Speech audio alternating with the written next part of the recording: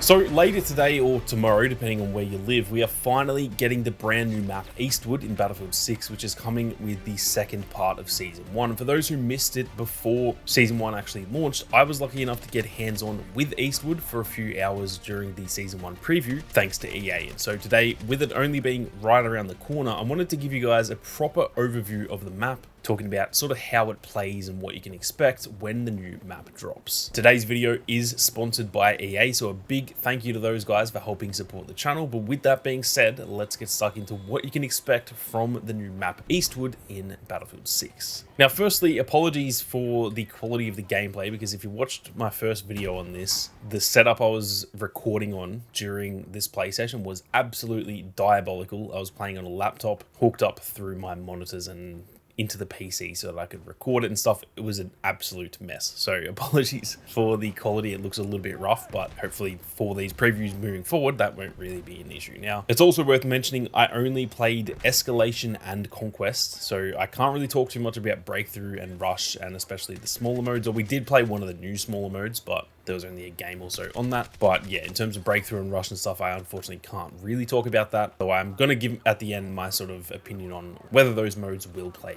good on this map or not. Now, firstly, I wanted to kind of start off with the visuals, because honestly, this is the best looking map in the game, in my opinion. It looks absolutely phenomenal. It somehow strikes a really good balance between looking really nice and sort of picturesque. It's obviously a very gorgeous place. It's a golf course. It's set in California. It's just a nice looking place. But at the same time, it doesn't seem unrealistic. There are sometimes maps that are too pretty looking and they don't feel like you're in a real war. We had that issue pretty much more often than not when it came to Battlefield 2042, but that to me didn't feel like it was the case on Eastwood. It feels like it is really nice to look at, but there's still this gritty feeling to it because of the destruction. And even though it's right next to a golf course, there is still a few areas where it's a bit more like deserty feeling and stuff like that. There's more urban areas and everything. So I think it strikes a really good balance in how it looks, where it just looks very, very nice to look at, but it doesn't look unrealistic to where it takes you out of the immersion, if that makes sense. Now, moving on to the sort of overall layout of the map, I'm going to show here what it looks like in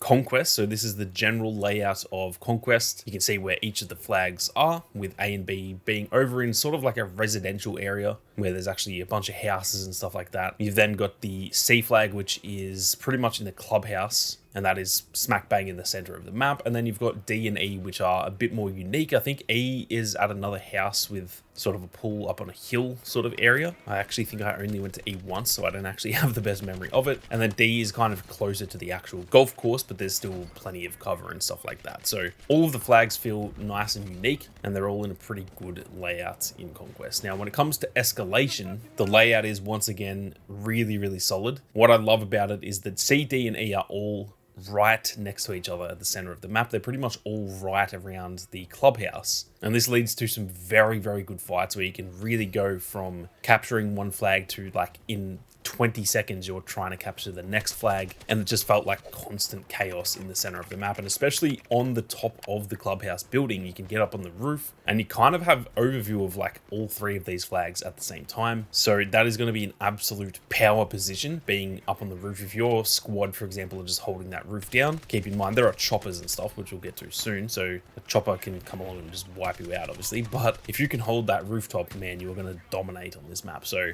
I really, really liked the Escalation layout as well. Obviously, the focus of this map is that clubhouse in the center. It is pretty much the exact same clubhouse from the RedSec map. So if you guys have played a lot of RedSec, you'll be very aware of how this clubhouse is laid out and everything. But the rest of the map around it is obviously very different. It's not just plonked in the middle of a golf course like it is in RedSec. There is a lot going on around it. It's just the actual building that is pretty much the same. Overall, though, the layout, in my opinion, for both Escalation and Conquest was really good. It just felt like all of the flags are nice and close enough to each other that you don't have to worry about getting a vehicle. You can run between each flag, and often there's actually a few gunfights like on the way to the next flag, which I really enjoy.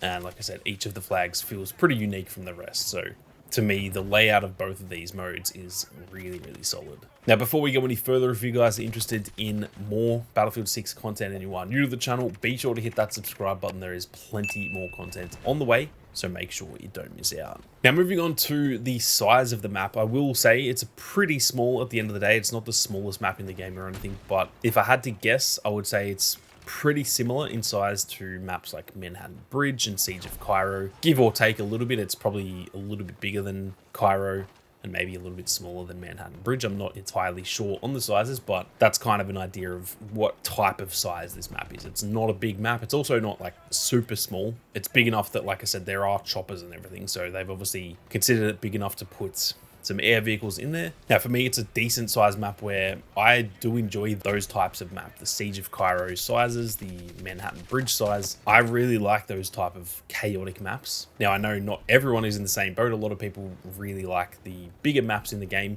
And don't get me wrong, I think that is important in Battlefield as well. But yeah, just be aware, if you really enjoy big, more open maps in Battlefield, then maybe this one won't be for you. But I'm also certain that a lot of people are going to absolutely love this map. Now, in terms of the playstyles that the map sort of offers, obviously certain maps will be better suited for sniping, certain maps are better suited for SMGs and stuff like that. But honestly, on Eastwood, it feels like it is one of the better mixes of pretty much all playstyles that I've seen in the game so far.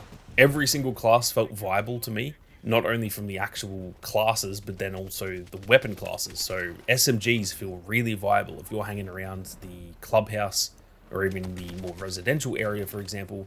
An SMG is going to do really, really well, but also if you want to pull out a sniper and you're sitting up on top of the clubhouse or you're in some of the areas with more long lines of sight, you can still do really well with the sniper too, and obviously everything in between as well. So I think this is the type of map which, to me, that is how you should design a Battlefield map. That the best maps in Battlefield history all have that element to them where you can kind of choose any weapon. You can do well with a sniper, you can do well with an SMG or a shotgun, and you can do well with an assault rifle or an LMG. Those are the best maps to me, and this very much feels like that is in the same vein where I feel I'm going to be able to pick pretty much any weapon that I want and do fairly well with it, which to me anyway is music to my ears. Now, with that said, I do think that like high rate of fire assault rifles and carbines are going to do really well on this map. So for example, some weapons like the M4A1 and the Cord, those are probably going to be the best weapons to use just because they kind of cover a lot of different areas where you can use an M4 and do some pretty decent damage at range, but also obviously up close you can do really well too. So I think those sort of weapons will work very well on this map. But like I said,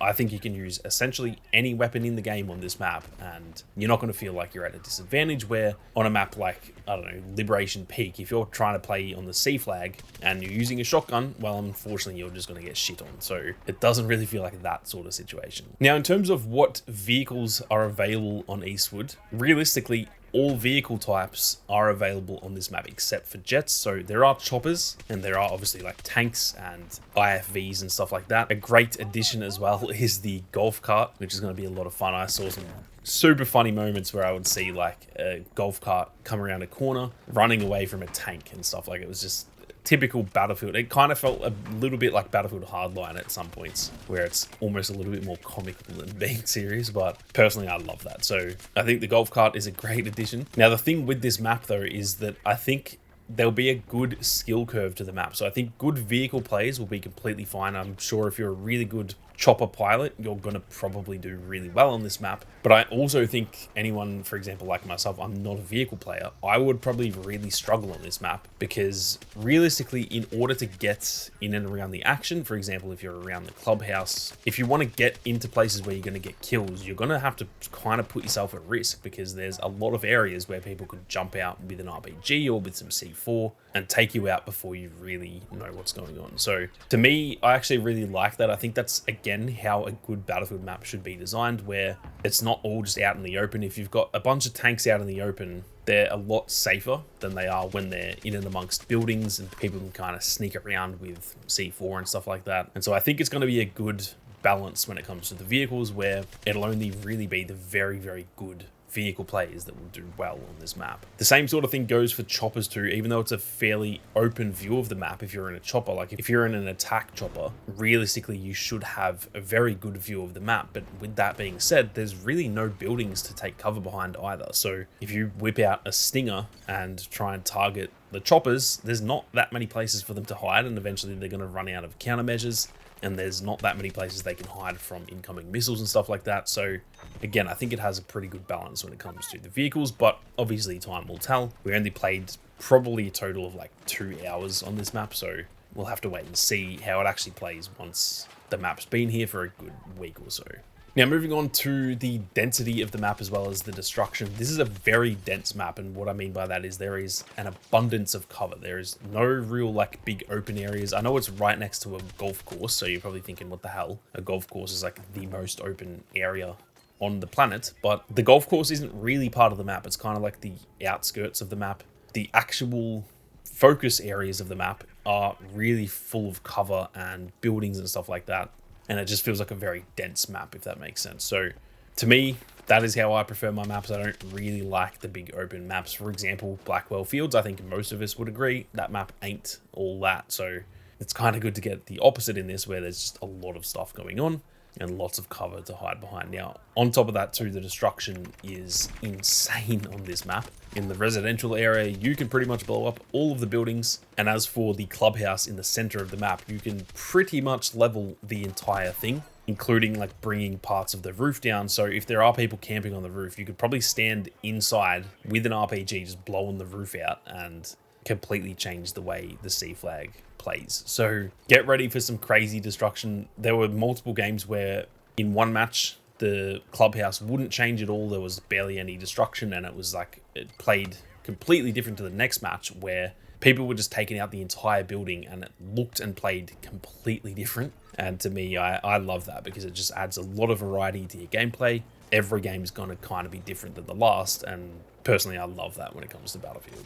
Now, lastly, I just wanted to touch on the modes that I didn't play. So again, Breakthrough and Rush are kind of the key ones I'm talking about here. I don't love the small game modes like Team Deathmatch and stuff like that. But I do think, based on the density of the map and the overall layout, that I think Breakthrough and Rush will hopefully be really solid on this map as well. Again, it's impossible to actually say because I haven't actually played them, so that is just a guess. But just basing it on how much cover and stuff there is, the general layout of where buildings are and the open areas combined with the close quarters areas and stuff like that, it just feels like it'll be decent on those modes. So obviously take that with a grain of salt. That is just literally a guess, but I don't know, man. To me, this just feels like a really, really good map. Rest assured, I know a lot of you guys probably don't like Blackwell Fields. I'm in the same boat. I really dislike that map, but this is a million times better than Blackwell Fields. I said that in my initial preview as well. They clearly missed the mark a little bit there with that map, but in my opinion, Eastwood is a top 3 or so sort of map. I think most people are going to have this at the end of this game's lifespan in their, top 3 to 5 maps, obviously depending on the rest of the maps we get post-launch as well. And to be honest, this could potentially make a push for the #1 map in the game as of right now. I genuinely enjoyed it that much. All the people I spoke to who were playing in the preview as well, they all said the same thing. They were like, damn, that map is absolutely sick. And so, yeah, I think you guys are in for a very, very fun time when it comes to playing Eastwood in realistically a matter of only a few hours from when this video goes live. But that is going to do it for my little preview of Eastwood. I'm keen to hear all of your thoughts and whether or not you guys are excited. So be sure to leave your comments down below. But with that being said, thank you all very much for watching. You guys have a great day, and I'll see you all out there on the battlefield.